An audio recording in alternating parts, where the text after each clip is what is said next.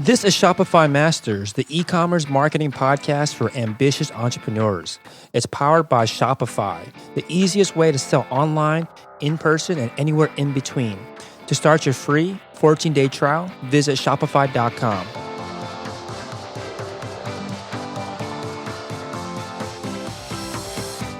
Hey entrepreneurs, my name is Felix and I'm the host of the Shopify Masters podcast. Each week we put out podcast interviews with successful e-commerce entrepreneurs or experts to give you inspiration, motivation, and actionable tips to increase your traffic and sales so your store can generate the sales you need to live the life you want. On the last podcast episode, we talked about how you can take a pragmatic approach to choosing your niche rather than just solely following your passion. On this week's episode, we talk about how an entrepreneur followed her passions, created a Facebook fan page that now drives the majority of her traffic. In this episode, you'll learn how you can tell if you're just interested or if you're truly passionate about a niche, how to transition from building an audience to monetizing that audience, and the kinds of content you should post on your Facebook fan page to get the most engagement with actual examples. Today, I'm joined by Rosella Carrington from pridedesigns.com. That's PrideDesigns.com. Pride Design was born from two major Facebook communities, Lesbian Pride and I Support Equal Rights, and sells many things, including bracelets, dog tags, jewelry, mugs, necklaces, rings, and t-shirts. And was started in 2015 and based out of Los Angeles, California. Welcome, Rizla. Hey, what's up, Felix? Awesome. So tell us a little bit more about your store and what are, obviously I listed a bunch of products that you guys sell. What are some of the most popular ones?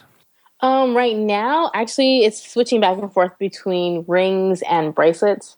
Necklaces are doing pretty well as well, but right now rings are pretty hot. Nice, cool. So, you and I met out in San Francisco when I was out there for a Shopify Unite conference. It was funny just bumping into you and you were telling me your story, and I was like, yeah, definitely want to have you on the podcast because of your interesting kind of background and how you got started. And I think it's a pretty not necessarily similar story for a lot of entrepreneurs out there, but this feeling of trying something and then not working and then almost like failing a bunch of ways towards your first success. So tell us a little bit about your background, how you got started, not necessarily in e-commerce, but like what was your kind of online business background? Oh, sure. Okay, so I got started in online entrepreneurship, we'll just say that, back in the end of 2012. And I got started with a network marketing company. It was a viral blogging system. Some people might know what that is by just saying that. But yeah, I did that for almost 2 years. I really tried to make that thing work. I mean, I can't even tell you how much, like literally, like just blood, sweat, and a lot of tears I put into just trying to get it work. And I was barely breaking even. And I decided I didn't want to give up my dream of like leaving, the corporate, hustle of, and living paycheck to paycheck, but I wanted to take a break. So I decided to get into just doing something completely different from blogging, and I got into building fan pages. I'm making a very long story short of how like it happened, but pretty much like I was like everyone was talking about Facebook fan pages, and I was like, you know what, let me go ahead and try this out. And at the time, I was trying to lose weight and stuff, and so I was like, let me just try to make a weight loss fan page. And that is the weight loss health industry, as most people know, it's very competitive. So getting likes for that was super like ridiculous, ridiculously expensive. So I was like, I'm like, oh my gosh, I'm not getting this. And then I was like, I have to, one of my mentors was like, you know what, do something that you're passionate about. Do something that, it's very easy to, get into, to create content, to generate content for. And, I try to figure out, what do I want to do? And then next thing you know, I look in the mirror, I'm like, why don't I just do about me and my lifestyle and being a part of the LGBT community? And that's when I started first, I Support Equal Rights. And then I started Lesbian Pride, just because I noticed how much activity the women of the I Support Equal Rights were, it was just so active. So I was like, let me see what happens if I just create just one page just for mainly, women, LGBT women. And that one just pretty much blew up. And I like to tell people this because it's very important, but I really only had $5 a day to spend on building this fan page. And the reason being was we just got back from Germany to America. My wife wasn't able to work because we were still waiting for a green card. And so I was working my job, and we're living in California. California is decently expensive. So, we were living off my paycheck and off credit cards. And I literally was like, okay, like I shouldn't be spending money on this. So I spent like $5 a day every day, which is like $150 for about like a little less than 6 months. And, I look up and I didn't sell anything. I just look up and I had over 100,000 fans, very active community. At that time, I was getting, hundreds of comments and, hundreds and almost thousands of likes. And it was crazy. And then I started selling T-shirts on Teespring and was making a couple $1,000s a month. And yeah, it was amazing. And then next thing you know, I was making the same amount of money as I was with my job. And I was starting to get a little burnt out because at that point, I was barely sleeping. I was sleeping maybe 4, 5, 6 hours a day. And which isn't good to do, so my wife was like, okay, you have to like give up something. And she recommended I give up my job because, my dream was to work for myself and have my own business. So I gave up my job. And I don't know if you remember this, Felix, but do you remember when Facebook changed their algorithm from see first to their own algorithm where it was like kind of based off engagement? Yeah, definitely. I think anybody that started marketing on Facebook, especially back then, definitely felt that as well. Man. Going into it. I felt that so bad. Like it literally happened right after I quit my job, and my engagement. And the crazy thing was the money I was putting in, because it had such high engagement on my fan page. The amount of money I had to put in for advertisement, I literally put in for every dollar I'd put in, I'd make maybe like $5. And it was because of all the organic engagement I was getting. Facebook was really just letting my posts travel very far. So when Facebook made that switch, I really was not prepared for it. And my reach went down. Like I went from just kind of like being able to reach, millions of people with a page of 100,000 to barely reaching 200-300 people. And my ad costs went up. So I'm spending $1 and I was making like, $1.10. I was making like 10 cents. The profit with the ROI was still an ROI, but it was like barely anything. So I wasn't really ready for it. And pretty much it was a lot of up and down from that point. Just launching campaigns, and it was a struggle. There was even a point where I had to actually go back and get a job at an elementary school and work as a TA. And at that point, I was working as a TA, and then suddenly I started like making a shift in my mindset and my thinking, and I just started generating more content, and I just started really engaging. I went back to the basics, pretty much, just engaging with my fans again. The next thing you know, I'm reaching more people. My ad costs were it was going down, and Facebook was just letting my posts be seen. And then just kept going. I was doing Teespring. I was also getting into Represent, which is similar to Teespring. And then finally, I bit the bullet, and I was like, "What is this Shopify everyone's talking about?" And I finally got into Shopify. And in August, which was I started Shopify at the last month, like the last 2 or 3 days of July. August was my first month, and I made $10,000. And it was crazy. Like ever since then, it's been pretty good. I had my first back in February. I had my first $30,000 month this year. As far as sales revenue goes, it's been amazing with Shopify, and just kind of like using my fan page as leverage. And I just really want to. When people ask me how do I do it, I always say choose something that you're truly passionate about, because it's so much more easier to find content, to be engaging, to just not get tired of running the community, because that's so important, is building a community, being engaged, and being passionate about that community. Not only does it it goes a long way as far as the people see that you care, but it goes a long way as far as your ad costs. It goes down so much because you're getting so much organic reach. And I don't care what anyone says. If you're going to give me free organic reach, I'll take that, So I love, talking about like fan pages and the importance of just creating something that you can be proud of, as well as, creating something that you can, build a lifestyle off of. Well, that's the podcast, folks. I'm just kidding. But I think that's a great kind of overview that I want to basically break down and dive into each thing you just said, because I think it's really important. And I think at the end of this too, Will, we were talking before the podcast that you wanted to kind of put together a visual timeline of all these kind of successes and failures along the way, which I think is going to be really cool. And we'll talk about a link to that in a second or at the end of this. So let's start from the beginning. So you said that you were getting into network marketing. So tell us a little bit more about that. For folks out there that aren't familiar with this, like what is network marketing?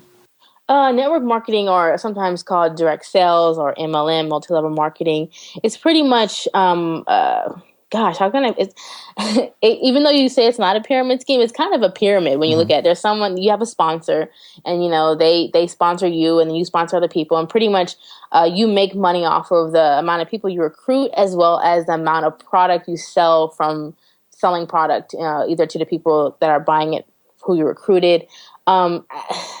It's a way of just kind of referral marketing, if you may say. Like, you refer someone to a product, they buy it, then you say, hey, I have this great opportunity. So I got into it just because of the fact that I like the idea that it was online. I like the fact that, you can make money off of the work that someone else was doing as well. So I thought it would be quote unquote easy. And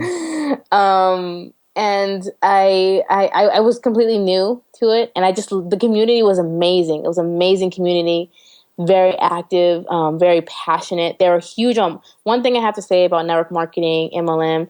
They're huge on mindset. Like and that was important because I literally was just trying to, I guess you can say, almost brainwash myself in the sense of like cleaning my brain of all the negativity and the thoughts of like, this is impossible, to just starting to believe in myself and believe in the idea that it is possible to live the lifestyle of your dreams.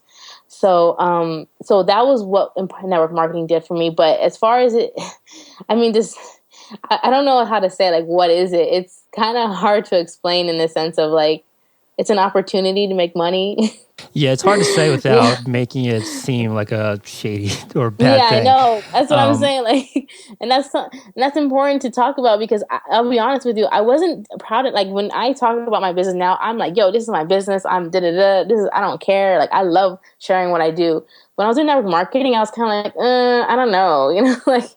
Yeah, I've heard this suggestion that when you're starting a business, you should start a business where you would be proud to stand on a stage and talk about it. And just thinking of it that way, I think makes a big difference, right? Because there's certain things where you maybe, like, would you tell your mom about your business, or would you be okay talking to people about your business that way?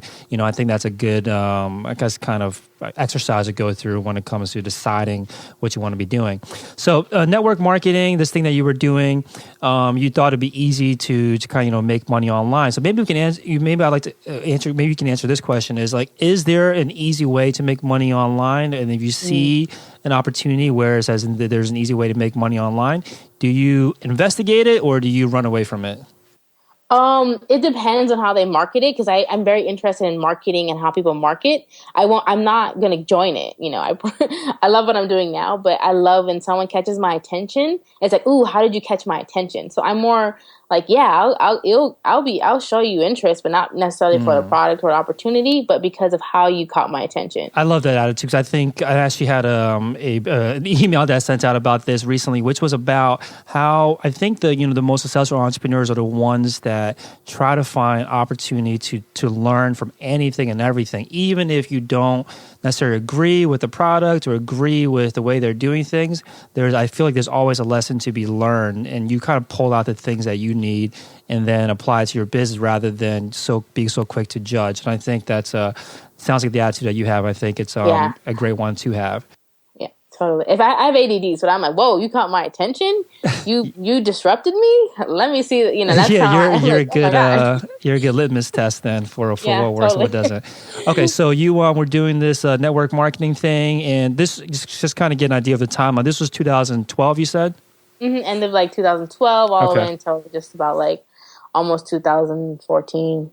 Okay, so you said for about 2 years, and then at what point did you start creating your first Facebook fan page? I started creating it in September. Like there was some overlap, so I'll just say that there was definitely some overlap. But I started creating it in September. That was my weight loss one, which I wasn't really passionate about because I was. So I started creating that, and then I started creating my first icebreaker rights and lesbian pride in September. This is an interesting topic, though, about how because you're saying that you weren't interested or you weren't passionate about the weight loss Facebook fan page, but you did say before that you were looking to find ways to lose weight. So you were kind of in the, I guess, attitude, not necessarily attitude, but you were in that mindset of this is a topic that I'm interested in, but you're saying that there's a level even above that. So I think this is almost like a trap, not necessarily a trap, but like a potential trap that other entrepreneurs might run into where they start kind of rationalizing and saying, yeah, I could be passionate about that. I'm interested in it. I could get passionate about it. And that's almost, I guess, almost the direction that you went in, right? Because you were interested in this topic, but you weren't passionate about it. So how can you tell the difference between whether you're actually passionate about a particular business or passionate about a particular industry versus just being interested in it? That's actually a great question because sometimes to me it felt so because like that's a really good question. Because the weight loss was because something I had to do. It was something that I was interested in, how to lose weight, and I figured let me just monetize this. With the lesbian pride, it was so natural to me. It didn't even come up as an idea because it was so natural. Like I was always reading articles, engaging on other fan pages, liking videos, watching videos, and it seemed like such a form of entertainment. Like I was just kind of like, wait, this can be a niche I can be a part of. Like for example, a lot of people watch boxing or UFC or MMA, and they're super passionate about it. They love it. They know all the fighters. They talk about things. They don't necessarily compete in it, but they are so super passionate about it. But they wouldn't consider that a niche they can join because they think, oh, I have to be a fighter. It was like, no. Just being someone who is entertained by a niche, it can be used as your niche to monetize. So I would say it should be something natural. Sometimes it doesn't even come like sometimes before I got started, I wrote down everything that I was and that I've accomplished. Like I wrote down, okay, I'm a wife, I'm a salesperson, I'm a lesbian, I'm this, I'm that. I used to do this and I used to do that. So I wrote down everything I could possibly think of, everything that I've done, everything my favorite TV shows. And that's where I kind of was like, okay, like these are the things. Let me try to figure out what I can do. And then when I found, I was like, oh, I'm a lesbian. I'm also interested in LGBT issues. Let me research this niche. And then I promise you, almost every single niche has some type of buying power. LGBT niche has a huge buying power. MMA niche has a huge buying power. Like you have to get past, and then you go, oh, wow, I can do something. I can, pull some revenue out of this, So I think that's kind of what I did when I first decided, okay, let me get into this. Yeah, I love that exercise that you went through to kind of really evaluate yourself. And I think that sometimes it's hard to be objective and I guess unbiased and look at ourselves that way. And I think I might have recorded a video about this particular technique that I think works well. Is just not necessarily to look inside yourself. Definitely do that, but if you feel you can't do it objectively or you just want another perspective, go out and ask the people that are closest to you to describe you. Because I bet that if you went out to your friends and asked them to describe you at that time, they wouldn't describe you as, oh, she's really interested in weight loss. They're probably way more likely to say she's interested in LGBT issues.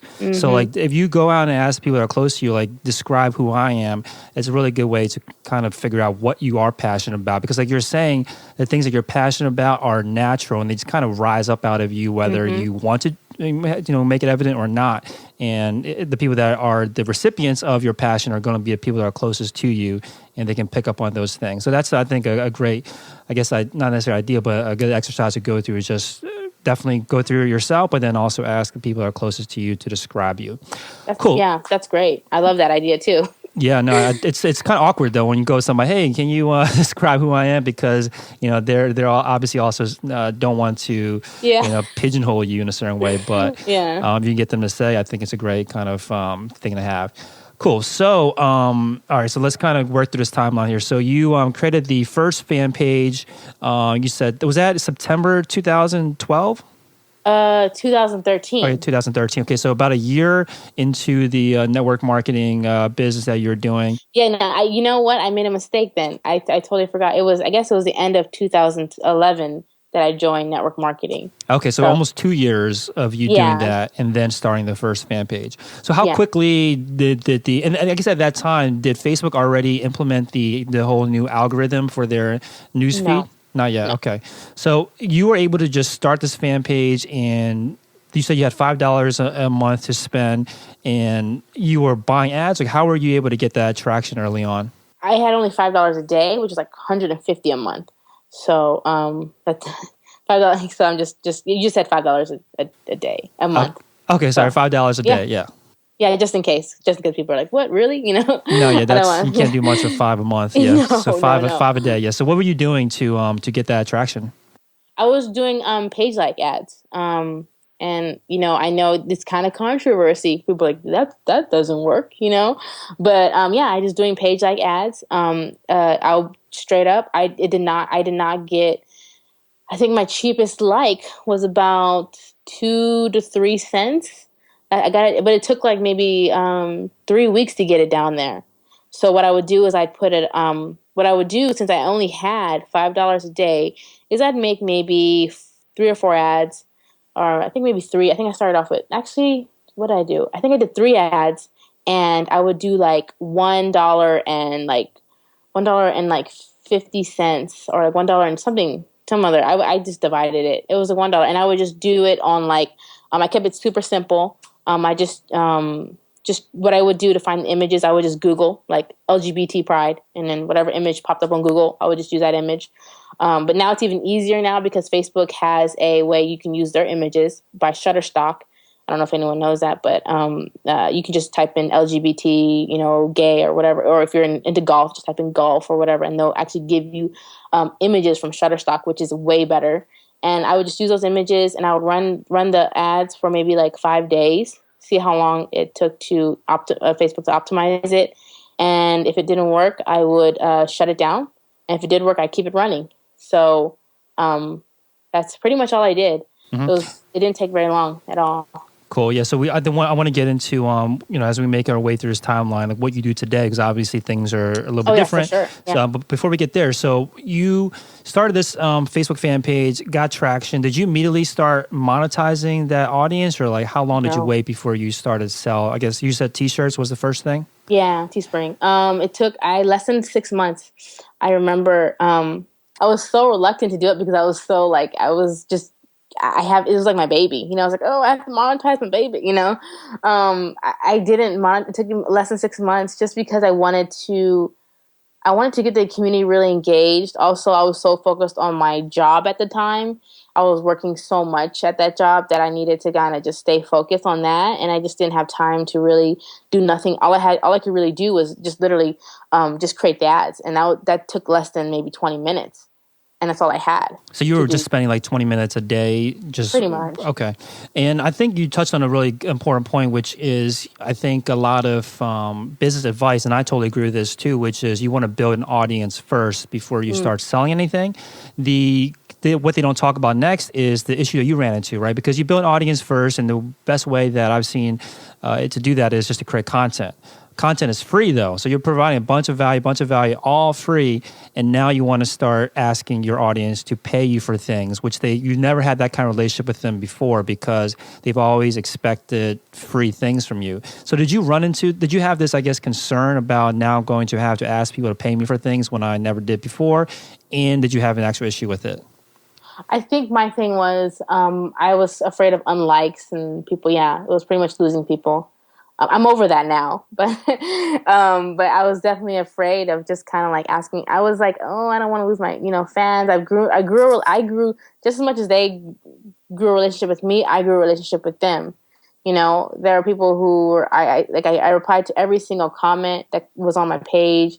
Like when I was on my, I would do is on my breaks or when I was downtime at my job, I would just hop on my phone and I would just go on my fan page and just reply to comments, like comments, reply to it, And I built this relationship, and I wasn't used to that. So it definitely, the way I introed into monetizing was I created my first T-shirt, and I just wrote, I didn't put a link or anything. And I just wrote, hey, would you guys buy this if we started selling it? And the amount of response they gave me was more than enough motivation to start selling. I was like, oh, okay. I like that because you basically, and I've heard this work out well too, but not for this particular, I guess, purpose, but you involved them super early, really early on. And almost like you guys as a group collectively decided to let's sell these things rather than, hey, I did this thing, behind your, not necessarily behind your back, but off to the side. And here it is. Now when you want to buy it, you got their feedback early on. So I think that's a great technique. So did you have any kind of backlash once you released it, even though you took these steps? Yeah, I did. Probably. I mean, I don't get it anymore. At least I don't see it anymore. Because I still hop in my page every once in a while and just go through stuff. But yeah, I got one out of maybe 200 comments of yes. There was like a no. I can't believe you're selling stuff. How whatever you're a corporate, something, they would just say something negative, but it was like one out of 200. So I always definitely didn't hone in on that. Like I'd be like, one thing that feels good is deleting and blocking people. They're like, oh, I'm just going to delete and block you. So that feels good. So I do that if someone says something really absurd. But no, it's pretty, if someone says just no, it's okay. One out of, 200 was fine. That's, 0.5% or whatever. Yeah. You're like, So you said that it doesn't bother you now. So is it because you're able to do things like, block people, or it was like a mental shift that you went through? Like talk to us about why it doesn't bother you now. Totally a mental shift. I just realized, you know what, there's a fine line between like, okay, this is my business. This is, my life or whatever, cause it's kind of intertwangles, you're like, this is kind of, like I built this, and I put my heart and soul into it. But then you have to also remember it's also just a Facebook fan page, and it was just kind of like being okay with just not everyone liking what you like. And again, like it feels really good to delete and block somebody when they're being really mean. You're like, I'm just going to do this because they thrive off of, confrontation. I think I confronted people maybe once or twice, and I realized that it was bothering me more than them. I don't know if it was bothering them at all, to be honest with you, but it bothered me. So I was like, you know what? I'll feel so much better if I just delete and block this person who's being extremely rude. I mean, if someone says no, I don't delete and block someone, but if someone's being like extremely like, rude or just mean, it's like, okay, I don't want negativity like that in my life on my fan page that I built using my own money. I'm not gonna allow it. Yeah, it's not even so much just an attack on you, but then it could bring down the entire community as well. Totally. If you let it spread. And yeah. one like, I want to talk about this in a second too, about if you encounter these things. But one great quote that I heard before was, I think it was, if video games have taught me anything, if you're encountering enemies and encountering haters, then you're going in the right way, which I think is, because you're not taking these steps where you are putting things out there and kind of putting your neck out there and getting love or hate, then you're not really doing anything sometimes, right? Because if you're not really actually putting, almost standing for something or making some kind of definitive stance on something, then you're never going to have haters, which means that you're never going to have the other side of it, which are people that love what you're doing. So, So this kind of, I think this is an issue, not necessarily an issue, but I think this comes up a lot too with people that have Facebook fan pages, is about how to kind of take control of the negativity. So is your direction just to, block them, or do you try to I guess respond to every single, or not every single, but do you ever try to respond to negativity with your own comments or anything like that? No, it's just a waste of time. I mean, there's something called, they're trolls, people are just trolls, and I tell my VA, don't give into it, just, because I have my VA, she pretty much, I'm pretty sure we'll talk about it later, when did I get a VA and stuff, but, I kind of had to take a few step backs from just being all about the fan page sometimes, so I tell her, like, listen, if someone's being mean or whatever, you go ahead and delete and block them. I trust your judgment, because it causes too much stress, just to, let someone ruin your day that you don't even know. So yeah, I would say the best advice I would give to people is turn on the profanity filter, because that will automatically, like, it's, it hides the comments. It doesn't necessarily block the person, but it hides the comments from your other people seeing. You put on like blocked words. So like people are going to say, always people say, you can find this on Amazon or eBay or this and that or whatever. This thing is whack or ugly. You can turn it on and just say, okay, I don't want these words. Any words like this that shows up, immediately hide it. So that reduces greatly. Like only like 90% of the people will see those comments, which is really good. So that's what I do. It saves me a lot of time. It saves my VA a lot of time. It saves us a lot of stress, and just kind of like it doesn't take control of our life. Awesome. Yeah, so let's actually get into the Facebook fan page strategy. I think this is where you have a ton of expertise. So in the early days, you're saying that you were buying ads, and were you doing anything else other than buying ads to get traction, or was there? Let me just ask you that one question. Were you doing anything other than just buying ads to get people to like the page? No, I heard a lot of people. I heard one strategy some people can do if you have a little bit more time is posting in Facebook groups. Saying, hey guys, or doing it not in a not so spammy way. Just say, hey guys, I got first maybe asking the admin as well. Just say, hey guys, I got this amazing fan page. Would love if you can show me some love or whatever. Yeah. Some people will do that. I didn't do that. I didn't have time, but I heard that works really well. I just really just bought Facebook likes. That's all I did. And once you got to like a certain, I guess, number of likes, were the ads improving in the ROI? Like, was there anything about having 1,000 likes that made it easier to get the next 1,000? I guess you would say the ad itself matured. So like it was going from like it would go down from like 4 cents a like to maybe 2 cents a like. Also, here's something that I really thought was cool. I noticed that people who liked my page were also inviting a lot of other people who liked my page. So that's why I was getting so much like if you were to do the math, like you say, okay, well, like I have this many likes and I spent this much money. I was maybe spending less than a penny per like. If you were to like kind of like say, okay, if I take all the likes I paid for, all the likes I currently have, add that together and divide that by the amount of money I spent, it was just less than a penny because so many people were liking and sharing and commenting on my posts and inviting people to like my page that it just allowed the community to grow really quickly. The strategy that I would recommend now is still like if you're still brand new to Facebook and you've never ran an ad, I would still highly recommend to start with Facebook ads just because it's easier. It allows you to build confidence because I kid you not, like I had so much confidence that when it came time to do ads for Teespring, I already knew what I was doing. I already knew that this is a winning community. These are winning target keywords. I already knew all I had to do was make a few tweaks here and there. And then boom, I was able to make a certain amount of money. So I still recommend that as a starting point, keyword starting point for people who are just getting started in Facebook advertising. Awesome. So I think you have probably seen, as I've seen, I'm sure everyone that's listening has seen the news or the article about how Facebook buying ads for Facebook likes gets you a lot of fake likes. What are your thoughts on that? Did you have that issue? No, never. I don't even... I did read an article, and to be honest with you, when I see that and people say, "Oh, likes are whack" or "likes are da," I completely ignore it because I know it works.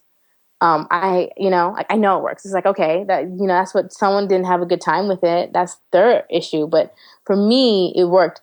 Another thing is, it depends on who you're targeting. If you're targeting countries if you're just trying to get likes, just to have a community or just to have a page full of likes, you can do that. It's very easy. You just target countries that like India or sometimes they'll like stuff really quickly, but the engagement isn't as high sometimes. Or even like if I had targeted men for a lesbian pride fan page, I promise you my likes would have been like less than a cent. It's how you target. It's not fake likes. It's just people who don't really engage in your page. People always say it's fake, but it's not. It's just people who aren't engaging in your page. That makes sense. So I think this is a really important point about the engagement factor, because I think, Facebook takes this into consideration, and we've all seen those Facebook fan pages where I think someone actually asked this question in one of the Facebook groups, in my Facebook group, where they said that some communities have, 30,000 fans and only 2 to 3 likes. Is that the result of, you think, these quote unquote fake likes, or you just think that they're not providing the right kind of content that gets the engagements? It could be. I mean, I don't. To be honest with you, I do know people who have built their. There was a method a while ago where people would buy fake likes And what would happen was when people, they would allow them, like Facebook had it set. This is before I got joined. Someone told me about this strategy. People would buy a ton of fake likes. And what would happen was Facebook would immediately move that page higher up on the suggested pages. So that strategy was long gone before I started doing this. But now I think, if that's the case, that might be the case for some pages. But now I think the case for a lot of the pages, they're not providing the content that the person originally liked the page for. So if the person liked the page for MMA and this page, because it had, an MMA video on it, but yet all they talk about is, eating healthy or whatever, the person probably just really wants to see more MMA, content, not necessarily about like eating healthy, even though they're kind of related. Not, the person just is more interested in the MMA, if that makes any sense. That does. So does that mean that when you are creating these Facebook fan pages, and let's say, because obviously you guys are selling a lot of different products, but you're not like creating a fan page about a specific product. You're creating a fan page about a specific, something I guess larger than that. And maybe someone out there wanted to create a fan page, they would create about like a particular lifestyle that they wanted that their customer, I guess, or ideal customer was living. So when you are creating a fan page, how specific or how targeted should the kind of core topic be?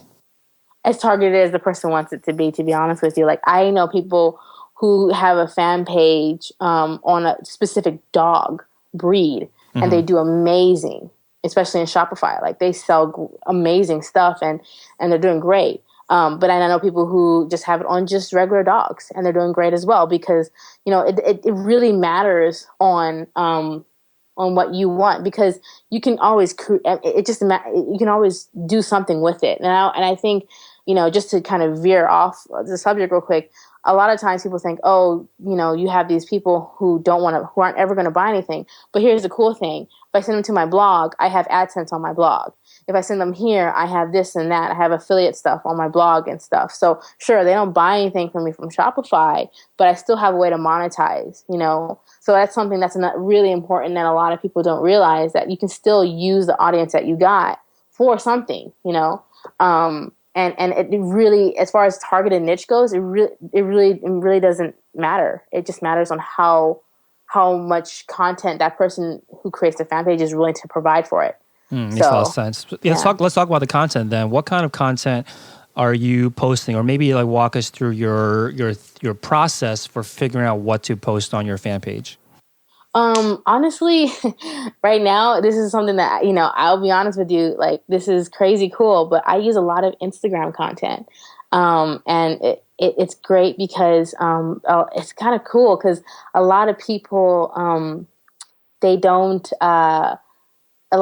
I don't want to say a lot of people don't use Instagram that are on Facebook, but a lot of the super active people on Facebook aren't super active on Instagram. So it's easier to kind of take that content from Instagram. I always keep I leave the love on. I let people keep their usernames, because people like to tag the pictures. I keep that on. That's cool, and I just post it on my Facebook, and the amount of engagement is crazy. Like, people, because they're like, whoa, cool, new picture. And as far as articles go, I'm just, what I do is I just go to YouTube and just take off a picture, a YouTube video, and I just pop it on my blog. And, maybe I'll put like a banner up for my Pride Designs products, and I just put that up there as well. I keep it super simple. Yeah, I like this about kind of repurposing content. I don't think there's an issue at all being a curator, because I think a lot of times we think about I have a fan page, I have a blog, I got to create everything from scratch. It has to come from my mind only, and I'm not looking anywhere else. And you've taken the steps to curate the content, right? And to a certain degree, I think with your blog, you at least put your own kind of spin or tweak on it. But I don't think there's an issue at all with curating, because curation is valuable in itself, right? I mean, you go to a museum and all of that is curated, right? Totally. And there's still value in just being a central kind of hub for content. So is it all the content you put out there pretty much images? Like, what are your thoughts on this? I think there's a lot of conversations about, text posts don't work as well as images, and videos are the next big thing. Like, what are your thoughts on the different types of content for your fan page? I'd say everything works and nothing doesn't. Honestly, like, videos are hot right now. That's true. But a lot of people like to take videos from other people and stuff, and from YouTube, and they download it, and they do all this funky stuff. And I don't like to do that, unless someone comes to me and says, "Hey, I want you to do that," then I'll do it. But I just use YouTube and post that. But I know videos for a fact work really well. But just linking out to websites still works well as well. Facebook, if Facebook notices people are clicking out, because Facebook doesn't necessarily take the person out and open up a new, web browser. If you're on mobile, of course, because but it actually just opens it up in Facebook. So if you're on you're in the app, you click on a website article, it doesn't necessarily open the article out into Safari or Google Chrome. It just opens it into Facebook. So you're reading the articles technically still inside the app. So I still get really good traction with links. I have one link that is just going crazy. It's a quiz, and I get like 2,000 to 3,000 visitors a day, and I spend $1 on it. It's absolutely insane. Wow! So give us an idea of like the kind of scale. So, what your 2 Facebook fan pages, like how many likes are on there, and then tell us like how many like comments and likes you usually, I guess, on average will get for something you post.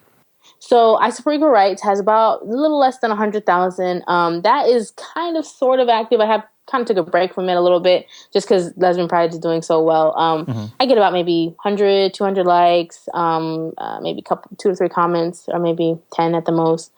Lesbian Pride, on the other hand, will get up to 3,000 likes on average, and maybe 100 to 1,000 comments. If I ask them to drop a selfie, I promise you, if you refresh the page in like a minute, there will be at least 100 selfies. Like I sometimes I'll just do drop a selfie hour, and people will just drop a selfie. Because what it does is it really just boosts engagement. It really depends on what I'm doing and what I'm asking, but it definitely can get up to 1,000 shares. Are average 500 to 1,000 shares for Lesbian Pride. And this is I would say like I'm at 300,000 fans. So it's not huge. It's, it's that's a great. Yeah. I'm not sure. I can't do the math in my head right now, but if just with 300,000, you get talking about thousands of likes, hundreds of comments. I think that's. I've never seen really that kind of engagement anywhere else.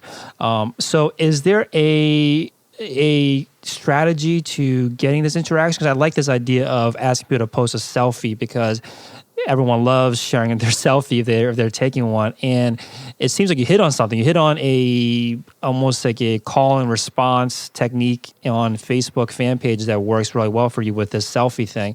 Are there any other kind of strategies or kinds of interaction posts that work well for you? Yeah, you can. There's several actually. So I'll just list as much as I have on top of my head. One is voting. Like you'll like post 2 pictures of 2 different people. You'll say vote. Who's hotter, or maybe 2 different shows. Sometimes like Orange is the New Black versus The L Word. Which is your favorite? And real quick. So these are voting on just 2 things, right? You're not asking them to pick from like 10 different things. No, it's just 2 things. Okay, I think that's important that you don't want to. I saw this really interesting thing too, where just like a study about how if the more, I guess, options you have when these kind of polls, the just less people want to vote. But I think sticking with 2 sounds like a good idea. So yeah, keep going. Sorry. No worries. But you're right. Like I've noticed it's either a little or a lot. Yeah. I know that sounds crazy, but it's either like 2 things or 21 things. Everything in the middle, they're kind of like, What I'll do is I'll post quizzes as well, and that's where like I come into like I put a 15 to 21 question quiz, and instead like I'll post like, oh, what did you get? Comment below, what did you get? And then so people will take the quiz and they'll come back onto the page just to comment and say what they got. That gets crazy, and when you think about it, it's kind of crazy how well like they will actually go through, finish the quiz. I use a tool called Playbuzz, and you can go in and create a quiz and stuff like that, and you can see how long people stay on the page. Whenever I post a quiz on my blog, I can see people stay on my page for at least 3 minutes to finish the quiz, to come back to comment on my fan page to say, I got this. Is this the kind of quiz where it's like, which city should you live in type of quiz? Is that the kind of idea? But it's more geared towards my community, where it's like, what type of lesbian are you? Or how gay are you? Or like, how well do you know your LGBT trivia? Stuff like that. I think this is like a really great psychological hack because it plays on two different things. One thing is that people love learning more things about themselves, right? Everyone's favorite topic is themselves. So if you give them a way to learn more about themselves, that really kind of kicks them into wanting to participate. Second thing is that they love to talk about themselves, but they don't want to come off as bragging. So the best way to do that is to get someone else to talk about them. And if it's the results of a quiz, they're not saying, hey, look, I'm like this type of person. This quiz determined that. And I think that's a really kind of great, and I've seen it work really well for a lot of different Facebook fan pages and groups, is the idea of posting these quizzes. So you said asking for a selfie, voting for two different things, quizzes. Anything else that you recommend listeners try to do if they want to increase engagement? I mean, like, just to go off really quick on the selfie thing. One selfie that really blows up is saying, I do a selfie challenge, like selfie challenge. Drop a selfie and add anyone who likes it. And people actually, that actually goes even, the results are 10 times that, just a side note. So if someone wants to try that and then switch it up a little bit. Sorry, what was that? You said add someone that likes it? Yeah, it's called a selfie challenge. And you drop a selfie and then add anyone who likes your selfie. So what will happen, and that causes crazy engagement because everyone is going through all the comments, liking people's pictures, commenting on people's pictures. So I'm not even doing anything to create the engagement. They're all going through comments, liking pictures and commenting, and it creates some crazy engagement. Like one selfie one time had over like 3,000 likes on it. It was crazy. More likes in the picture. And I was like, wow. Wait, I'm sorry, I'm a little dense on this. I just want to make sure I understand it. So someone posts their selfie and then the idea is to add them as like a friend. Is that what you're saying? Like how do you... So the goal is, so there's two steps. Step one, you post a selfie. Step two is you go through all the comments and you like selfies of other people. So the person so someone likes my selfie, I have to add the person who liked my selfie. Okay, that makes sense. That makes any sense. So it kind of creates crazy engagement.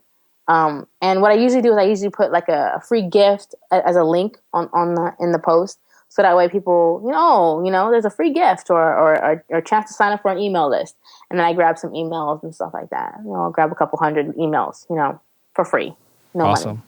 Cool. So I think the most important question out of this, and I've heard this asked a couple of times when I was asking my community what they wanted me to ask, was about how do you turn those likes into actual buyers? How do you go from likes to purchases? So when you're posting this content, is there like a call to action? Like how do you actually drive people that there's great, that has all this activity, but how do you actually get them to buy things from you? That's a great question. I actually like that someone asked that question because a lot of times, and a lot of marketers say, they always say, likes doesn't equal money. And that's 100% true. Likes does not equal money. But what likes does equal, it can allow you to equal more engagement, because you have a person who's already somewhat warmed up to you. So likes equals, to me, this is the formula that I kind of like. Likes equal engagement equal, clicks equal email equal, email equals money to me. That's kind of where because I have the opportunity to communicate with you through your email. So to kind of break it all down is, okay, I get a like, right? So it's a very high chance that someone is probably going to see my post, and they see my post and they like it, and then they engage in it. So when they engage in it, they either engage in it by commenting, sharing, or even clicking on the link I have in my post, which is usually several different things. It could be sign up to a newsletter, sign up for a giveaway, sign up for my social site that I'm building as well. So it's several different things. So someone can sign up for one of those email lists. Or if they don't, no worries, because they already engaged in it, which allows other people to see it because, when you engage in it, Facebook allows the post to travel more into other people's newsfeed. So once that happens, either I get something from that person. Then if I get an email, then when I'm in their inbox, that's when I communicate with them in a sense of, okay, you're on my email list. Let's just say they get on my email list for the giveaway. I say, okay, we announce a giveaway once every week. But in the meantime, here's a discount to one of my products, and they get a discount. And then from there, they can decide to either purchase something, or they can just hang out until they're ready to buy something, or they'll join another email list from there. So it kind of keeps going. I create like a circle. Like, you're doing something with me. I don't know what you're doing, but you're doing something. Yeah, I like that. I love that. two things that you said about that. First, I like the funnel that you have set up, right? Because you have likes, which means that they're going to be seeing your content. You're posting things, they're engaging them, so they're really, really familiar with you and have you top of mind. And then there's going to be certain posts that you have. I guess not every single post, but certain posts that eventually drive them to some place, either through a giveaway or I'm not sure you mentioned anything else. But basically, the idea is to drive them to some other landing page that collects the email. Is that right? Okay, collects the email, and then do you have some kind of autoresponder or something set up? How do you get them to buy from there? I have an autoresponder set up. As well as I have scheduled broadcasts that I kind of just like I try not to do too much autoresponder stuff. I kind of keep, because like sometimes the same person will join the same email list twice or something. So I just try not to. I just keep it fresh. I have like 2 email autoresponders set up, and I just do broadcasts. And they're joining another email list that qualifies them more into being a buyer, or they get them to try to buy something. So or gets them to interact. I sometimes send them back to a quiz. I say, oh, okay, well, hop on, you just joined my email list, check out this quiz, and that's, keep them in the circle. I kind of try to get to know them, keep them entertained, keep them used to like opening my emails, clicking my links, commenting, sharing. I want them to just engage with me. I don't care what you're doing, just engage. Yeah, I like this attitude. This was the second thing that I liked about what you're saying is that sometimes we stress so much about how do we get the funnel, how do we get them from point A to point B, but sometimes there is no kind of direct path. And the idea, I think what you're getting at is that they're going to be doing something with you. They're going to be exposed to you somehow. So sometimes there's no like direct path from going from likes to buyers. You just kind of keep them involved in immersed into like your brand's universe and pull them deeper and deeper into it by getting them more and more engaged. And then it's almost like this huge spider web that you set up. Eventually they'll hit one of the opportunities where they want to buy from you.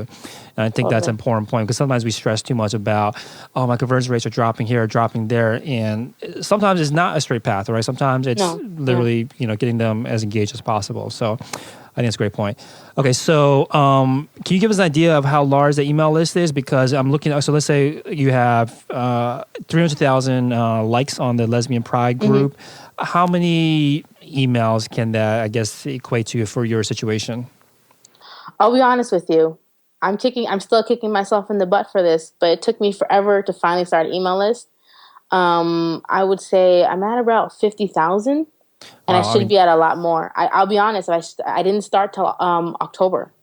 That's amazing, though. 50,000 from just 300,000 likes and just started in October. So I guess right now that's about 6 months ago. I think that's a great growth, and I don't think that that's anything to be ashamed of at all. So, but I keep telling people, just build an email list. Don't be like me. Build an email list.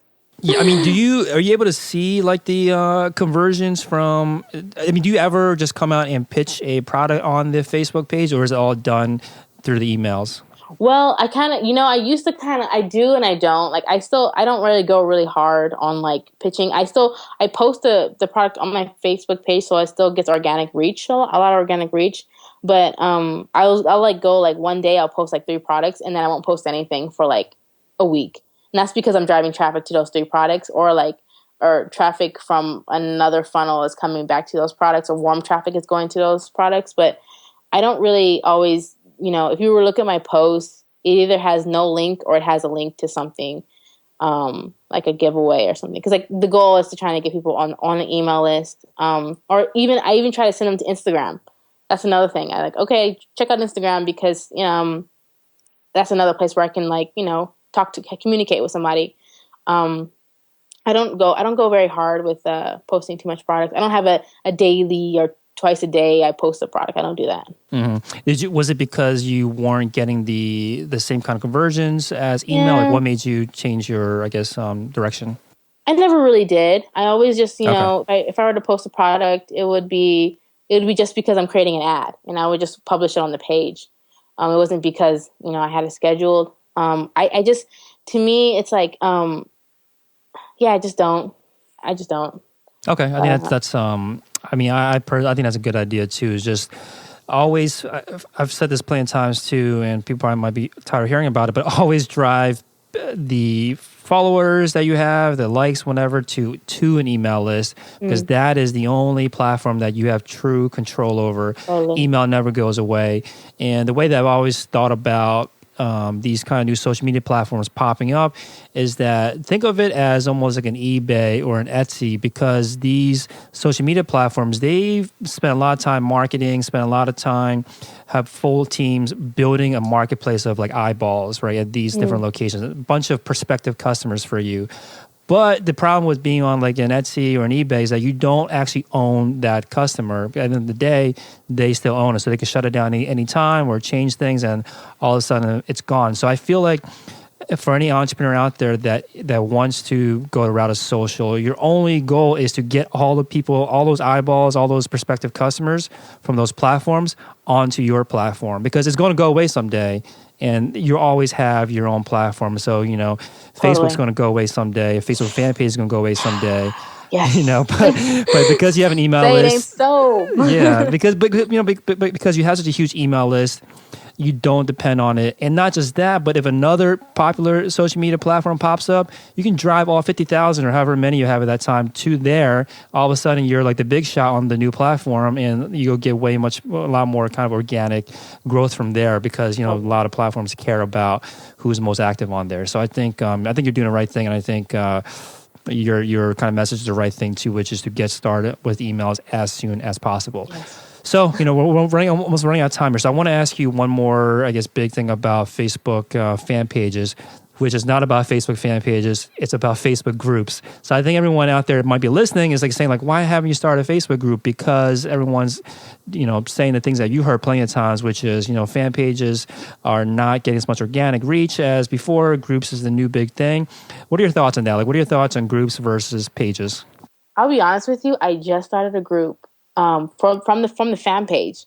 But what I did was I made it a reward. I said, if you do this, you'll get a reward of being able to join this group. Groups are pretty good. I would say there's a ton of, I have like maybe almost 2,000 people. And, you know, I would say I get like about 100 new posts every single day.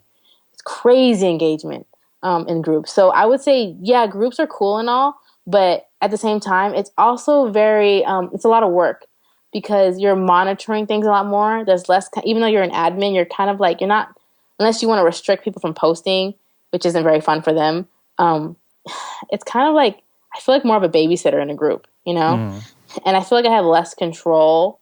Be okay with having less control and giving control. I mean, it's good for like training purposes, you know, it's good for community learning purposes, but for what I do in the sense of like, you know, I'm trying to drive people to certain things. It's not really like, I don't know. To be honest with you, yeah. I don't know. I like it in the sense of the engagement, but I don't like it in the sense of the lack of control. I think you hit the nail on the head there, because with Facebook fan pages, you control the topics, right? Because people can't create their own topics. They have to respond or reply to your post. So you control the main topic everyone should be talking about. Facebook groups, everyone can create their own topic. So it's almost like a free-for-all kind of forum, I guess. I mean, literally it's a forum. It's crazy. Like, you're like, oh my gosh, I'm deleting this picture, you know, like. No, I can see that. Yeah. I think that makes sense. Yeah. So I guess moving on from there, I want to talk a little bit, you know, kind of closes out, talk a little bit about your actual store itself. So I think just real quick, what is what's your day to day like? How much involved are you with the Facebook fan page versus, like, you know, running your actual Shopify store? Running, I would say you know, my day consists of, like, in the morning, you know, after I get situated with, like, you know, exercise and stuff, I sit down and I check my ads first thing, maybe take me an hour to an hour and a half. The store, I will probably add maybe a item or two. I'll optimize, you know, to the store from, you know, whatever, a vendor or something, or a supplier, or even custom content that I created. You know what? This is the best advice I can give to people starting a Shopify store. Just spend 1 or 2 days just adding a bunch of items to your store. You know, just add it, you know, especially if you're starting off with drop shipping, you know, find a supplier and just start adding, or you know, start adding products, because, if you just spend a couple days, like, I spend one day, like, you only have 8 items, and then you start, I'm just going to add an item a day, that's not going to get you anywhere. At least have 40 items in your store, and then just start, going from there and just promoting each item, and, maybe spend 1 week promoting one item and seeing if that can be a winner. But I'll be honest with you, Felix, that's kind of a problem that I had, is that I had to kind of create less time for myself because I'm less productive when I have too much time. So does that make sense to you? I think that's, yeah, because it's almost like the more time you have, you just learn to fill that time with things that aren't as important. Yeah. So I had to make it so that I only had 4 hours to spend on my business a day, 4 to 5 hours. So I had to okay, I'm going to go work out. I'm going to do this. I'm going to spend time with my wife. I'm going to try to make dinner, or we're going to go out to eat. So I'm just going to chill for an hour or two a day because that's what I want to do, So I try to spend only 4 to 5 hours a day, on it, not consecutively. I spend maybe 3 hours and maybe 2 to 3 hours. So, on my store, just doing random stuff. I'll be honest with you. I'm literally just kind of the first 2 hours I spend just with ads, and the next couple hours I'm spending just doing random stuff. Like things store owners do.